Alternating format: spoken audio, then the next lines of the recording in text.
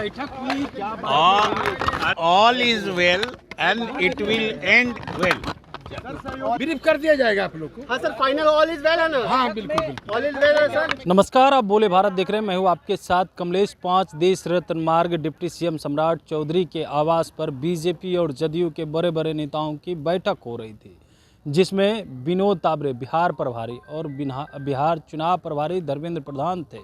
BJP के राष्ट्रीय मंत्री ऋतुराज सिन्हा के साथ बिहार के डिप्टी सीएम सम्राट चौधरी थे। वहीं जदयू तरफ से विजय चौधरी, संजय झा और ललन सिंह मौजूद थे। प्रदेश अध्यक्ष उमेश कुशवाहा थे।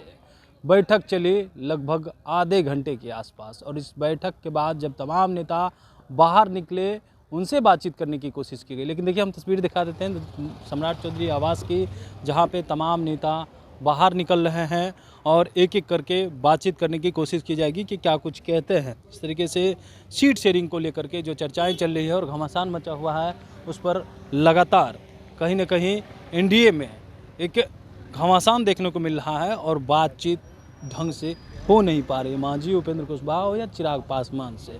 लेकिन इस बीच इन तीनों नेताओं को छोड़ करके जदयू और बीजेपी ने आपस में बैठक करके एक बड़ा फैसला ले लिया है। देखिए, बैठक खत्म हो गई है और तमाम नेता जब निकले, उनसे बातचीत की गई।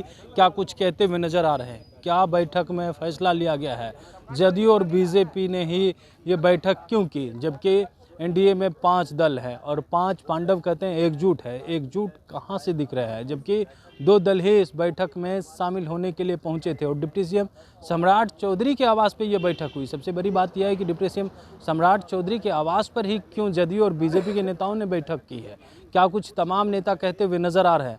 सबसे पहले आप वो सुने। विजय जी, सर बैठक हुई क्या बात अरे सुनिए इसमें क्या बोलेंगे, चलिए। All is well and it will and well. Sir all is well है ना?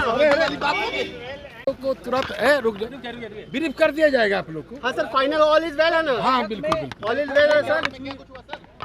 सर चिराग पासवान ठीक है ना? अरे सब मैंने बोले ना कि हम लोग प्रेस को ब्रीफ कर देंगे। के लोग ही इस बैठक में शामिल हुए में से क्या वजह है? सब ऑल इज वेल है सर। हाँ हाँ बिल्कुल। कोई दिक्कत नहीं है सम्राट जी।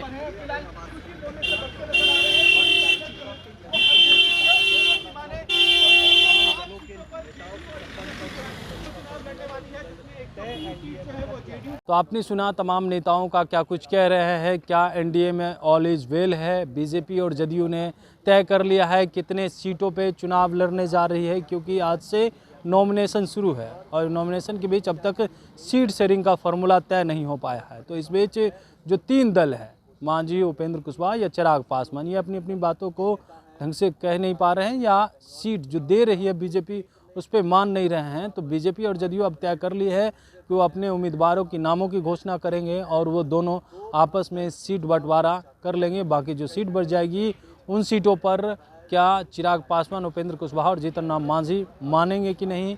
लेकिन बीजेपी और जदयू ने तो इन तीनों नेताओं के साथ खेला करके डिप्टी सीएम सम्राट चौधरी के आवास पर बड़ी बैठक करके प्लान तैयार कर लिया है, क्योंकि बी प्लान की तरफ भी रुख कर रहे हैं कि अगर ये नेता नहीं माने तो आगे क्या करना है।